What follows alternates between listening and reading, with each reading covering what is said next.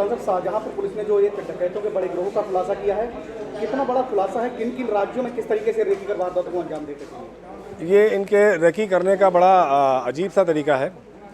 ये एक तो पहले से कहीं जाकर 3-4 बार जैसे नॉर्मली अपराधी करते हैं वैसा इनका मोडस ऑपरेंडी नहीं है।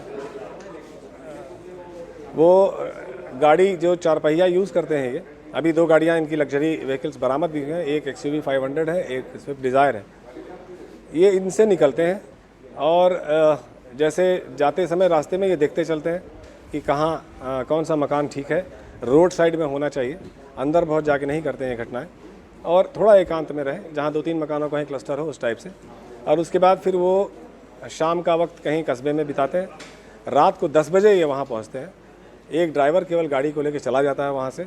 ये अपनी घटना करके तय कर लेते हैं कि 3:30 बजे फला पॉइंट पे मिलना है। इसके बाद फिर वहाँ उस पॉइंट पे ये मिल लेते हैं और माल लेके निकल लेते हैं। ये इनका मोडस ऑपरेंडी है। इसमें इशारे भी होते हैं इनके, जैसे टॉर्चेस हैं, तो अगर कोई घर में सो रहा हो, कोई सेफ हो तो उसी टॉर्च से इशारा करते हैं। कोई अगर जाग हो गई हो तो आवाज़ें निकालते हैं।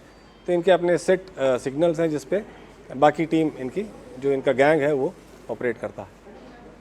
कितनी बड़ी बरामदगी है और कैसे करके इसको सेल करते थे, कहाँ? ये बरामदगी जैसा आप जान रहे हैं, करीब 33 तोले सोने के आभूषण बरामद हुए हैं और 5 किलो से अधिक चांदी के आभूषण हैं जो बरामद हुए हैं। इन्होंने जो अब तक घटनाएं जो इनके कथनानुसार और बाकी इनकी जो कॉल डिटेल्स आई हैं अभी उनको एनालाइज किया जा रहा है, लेकिन जहाँ जहाँ इनकी प्रेजेंस दिखाई पड़ी है अब तक, उसके आधार पे शाहजहांपुर, सीतापुर, हरदोई, कासगंज, इसके अलावा मथुरा, प्रतापगढ़, बाराबंकी, मतलब लगभग पूर्वी उत्तर प्रदेश में जौनपुर, बनारस और बिहार का बॉर्डर है जो ये बता रहे हैं।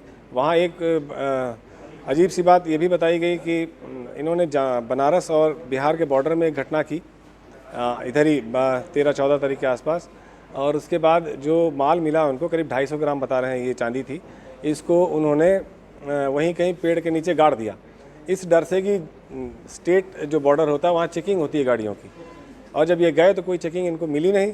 तो वापसी में इन्होंने सोचा उसको ले लेंगे, तब तक बारिश हो रही थी और उस जगह भूल गए जहाँ उन्होंने माल रखा होता। तो वो भी हम लोगों ने सूचित किया है कि कोई इस तरह की घटना हुई हो जहाँ इन्होंने उसी के आसपास कहीं माल गढ़ा हुआ है, जिसकी गुंजाइश थोड़ी कम है, लेकिन कोशिश करेंगे कि वहाँ से टीम आए तो इनको कस्टडी रिमांड पर ले जाके और इसको बरामद करें, घटना अगर वहाँ हुई है तो। आपका जो प्रेस नोट है उसमें एक चीज़ का खुलासा है कि जो माल बंटवारा होता था उसके बाद में देवी काली को चढ़ावा जाता था। ये क्या कुछ चढ़ावा होता था, कैसे आप इसके लिए? ये अलग अलग इस तरह के ट्राइब्स के बिलीफ्स हैं, मतलब कई लोग कई तरह के प्रैक्टिसेस हैं इसमें। तो उसमें इनका जो ये पंखी हैं, ये है कि इनको किसी अपने इष्ट देवता को, जिसको काली माँ ये कहते हैं, आई डोंट नो उसकी क्या मूर्ति वगैरह होती है, लेकिन उसको ये कुछ अपना पार्ट उसको चढ़ाते हैं कि ये उनका है। बाकी जो माल का हिस्सा है वो ये अपने इस्तेमाल में लाते हैं, उसको बेचते हैं, उससे जो पैसा आता है उसको अपने यूज़ में लाते हैं। ये इस तरह का इनका मोडस ऑपरेंडी है। कप्तान साहब, एक बड़ा सवाल है, ऑपरेशन बंजारा आपका लगातार चलता है, उसके बावजूद ये घुमंतू परिवार या इस टाइप के लोग जो है सक्रिय रहते हैं, तो क्या मानते हैं पुलिस गश्त बढ़ाए जाने की जरूरत है? बढ़ाएंगे क्या आप इसको? देखिए, हमारा टैब जो है इन पे जनपद में जहाँ जहाँ जिन थाना क्षेत्रों में इनकी प्रेजेंस है, वहाँ के SO इंस्पेक्टर्स और वहाँ के जो सर्किल ऑफिसर्स हैं इस बात को इंश्योर करते हैं कि उन पर निगरानी रखी जाए। बहुत से मामले ऐसे रहते हैं जहाँ पता लगा उनकी प्रेजेंस यहाँ नहीं है, फ़िलहाल गांव में नहीं है, तो ये हो सकता है वो कहीं बाहर गए हों। इनके मोबाइल नंबर्स बड़े मुश्किल से मिलते हैं क्योंकि ये अक्सर चेंज करते रहते हैं इसको। इनके पास एक मोबाइल नंबर बहुत लंबे समय तक नहीं रहता है।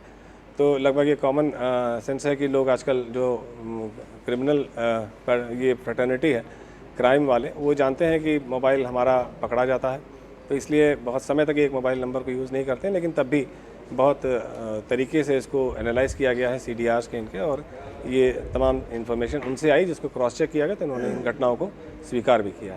आखिरी सवाल, बड़ी मेहनत की है पुलिस ने और SOG ने मिलकर के, कुछ खुलासा करेंगे इनाम का या सीनियर ऑफिसर्स के लिए कुछ? नहीं, जैसे ही इंटरसेप्ट हुए रात को ही SPRA और CO तिलहर साहब से बात हुई थी, उन्होंने ये सूचना के बारे में बताया भी था और ऑपरेशन कैसा प्लान किया है ये डिस्कस भी हुआ। उसके आधार पर सुबह खुद मौजूद रह के इसको मॉनिटर किए, इन अधिकारियों ने मॉनिटर किया इसको, और इसी वजह से ये बड़ा सक्सेसफुल ऑपरेशन था।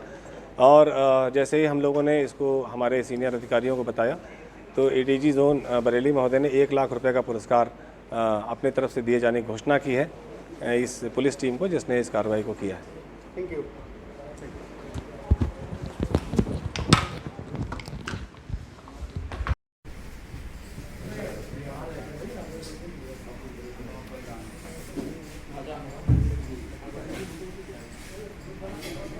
पूरी टीम है क्रिकेट की, एक्स्ट्रा प्लेयर